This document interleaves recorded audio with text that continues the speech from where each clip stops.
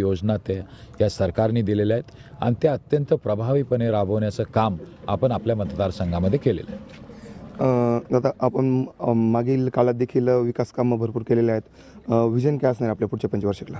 मला वाटतं आपल्या भौतिक विकासाच्या गोष्टी ह्या आता आपल्या मतदारसंघामधल्या बहुतांश मार्गी लागलेल्या आहेत. दळणवळणाच्या असतील, गावाच्या भौतिक सुधारण्याच्या गोष्टी असतील, या जवळपास बऱ्याचशा मार्गी लागल्या आहेत. जलसिंचनाचे आणि जलसंधारणाचे जे आपले कामं आहेत हे एक 70-80% ते मार्गी लागलेले आहेत. पण त्याचबरोबर हा पूर्व भाग जो आहे किंवा हे दोन्ही तालुके हे दुष्काळी तालुके आहेत. मला वाटतं प्रलंबित जे आपले जलसंधारणाचे जलसिंचनाचे कामं आहे, दुर्दैवाने मधले 3 वर्ष हे महाविकास आघाडीचं सरकार असताना आणि त्यावेळेस कोविडचं सावट असताना हे थोडेसे कामं थोडे मागे राहिले, थोडेसे प्रलंबित असतील.